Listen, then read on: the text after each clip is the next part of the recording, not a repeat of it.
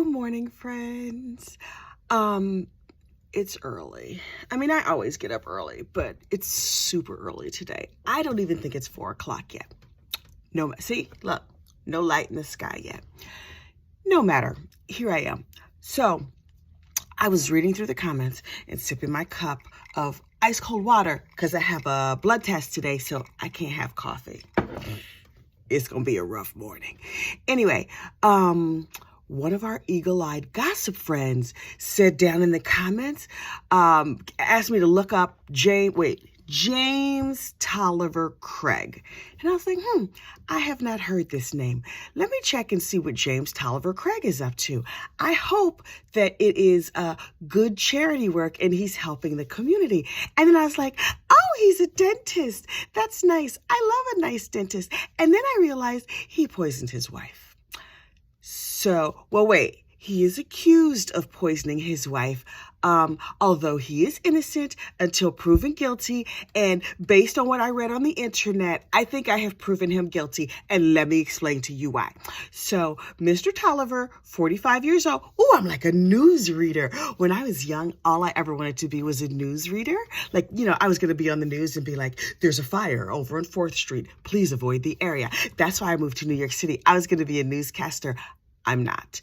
Anyway, so Mr. Toliver is like in his 45, I think. He has 6 kids with his wife who is 43. That's a lot of kids. No judgment. We have 5 kids, but that's a lot of kids. I don't know the ages of the kids. Anyway, Mr. Toliver was having an affair. Okay, that happens. Like, no judgment. Not that much judgment. So then his wife is not feeling well. And so she sent him a text. Last week she sent him a text and she was like, ooh, I'm feeling dizzy and I have a headache and this and that and whatever. And I don't know what they did about that because the internet did not say. And then yesterday she went to the hospital again with he took her to the hospital with similar symptoms. And she was, her breathing was depressed. They put her on like a respirator or whatever. And then she died. And I was like, oh, that's terrible. But they would not just be writing this if something crazy hasn't happened.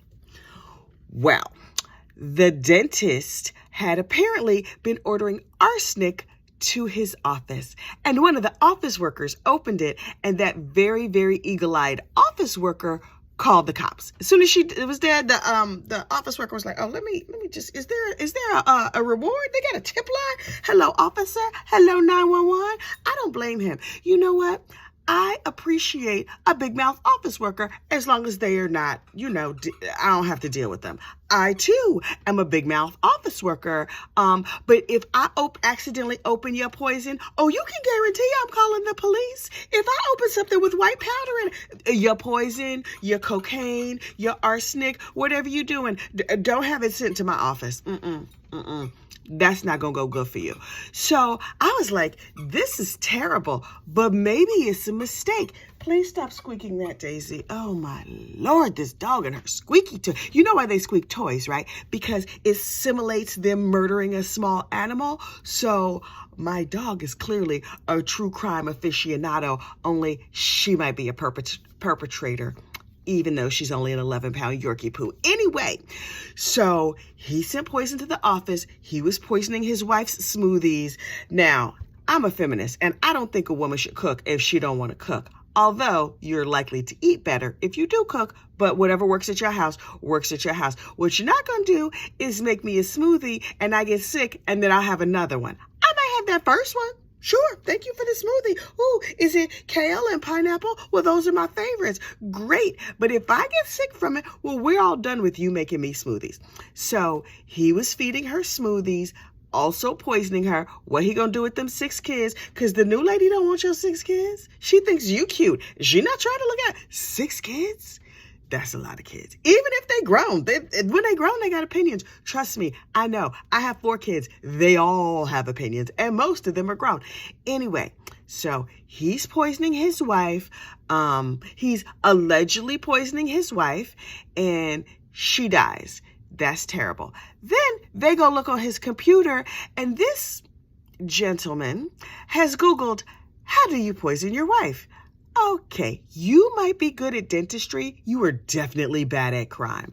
You don't know about, like, you can browse on, like, the dark. You know what? I'm not going to help the criminals. I'm not. I have never committed a murder. I don't know that I've committed a serious crime. Many, many sins. Yes. A whole lot of sins. But, like, legit crimes, like commandments, well, I guess fornication. Anyway, so he was Googling what poisons don't show up on an autopsy. I done talked my throat dry. He was Googling what poisons don't show up on an autopsy. Okay, friend. You never heard of erasing your searches? Okay, again, I'm not helping criminals. What does it show up on an autopsy? How much of whatever this something potassium cyanide does it take to kill a human? Where can I buy arsenic? Dude, oh my God. You know what? I'm grateful that criminals are stupid. We need more stupid criminals. Also, in this day and age, like back in the day, right? If you wanted to poison your wife before the internet, did you just have to go to the library? Were librarians testifying against people in court? Like, ma'am, where in the Dewey Decimal System do I find how to poison your wife? Like, how did that work? With all this technology, why does anybody think they could get away with a crime? So, James Toliver Craig, maybe good dentist, very bad criminal, has killed his wife. He had a mugshot where he looked terrible. You know, I am Valo and Shane. I can't even talk. I am shallow and vain. Even though I show up here with my hair freshly out of a wrap, got on my good recording pajamas this morning. Am I beautiful? Not right now. I'm going to be in about 2 hours. Well, in about 4 hours when I have to go get my blood test. But right now, I'm just here all up on the internets looking crazy. But you know what I would not be? In a mugshot. I would run a comb through my hair and put on some lipstick because I have common decency and I know people are going to see these mugshots. Oh, I guess people are going to see this too. Well, I have natural beauty. I'm moisturized. So it's not that far of a leap that, you know, I would probably look cute in a mugshot. See? Hey. Anyway, I don't think they let you pose for a mugshot.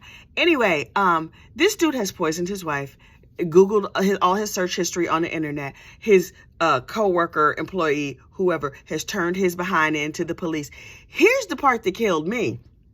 And not to victim blame, but in a lot of these cases, the murderer, in all of these cases, the murderer should not have murdered.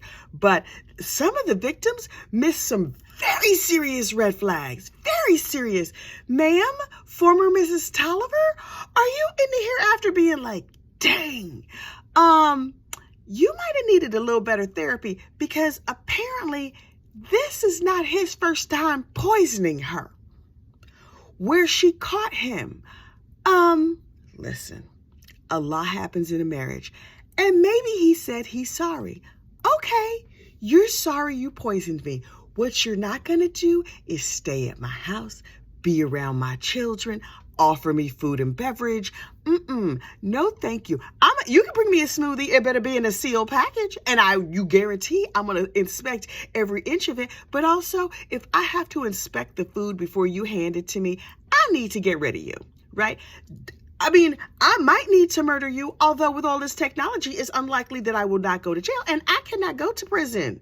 I won't sleep at a Motel 6. You think I'm going to sleep on a concrete bed? No, thank you. No, thank you. So, moral of the story is, if someone tries to poison you once, let that be a lesson. He showed you who he was. He showed you what he was trying to do. He was trying to kill you, girl. Or guy, whoever is watching this, but I call everybody girl. Gender, it doesn't matter what your gender is. Girl, he was trying to kill you. So don't let anybody poison you more than once. Leave they behind. Okay, killer. You hear her back there squeaking, right? She's like, I am a big mean Yorkie poo. I I will squeak this little duck like I killed it. Okay, so as we wrap up the case of the obsessed ex-boyfriend murder trial, I am on the lookout for more new cases until Crazy Lori Vallow's case starts. So I'm looking for some tiny little compact cases that will be over in a day or two, because these days and days of trial, child, they wear me out. Well, I will still talk about them because I will talk about anything. Clearly, I have a big mouth. But let me go do some looking around and see what I can find. Okay, y'all have a good day. Oh, I'm much less speedy when I don't have coffee. Maybe I should cut back. That's not going to happen. You have a good day. Bye.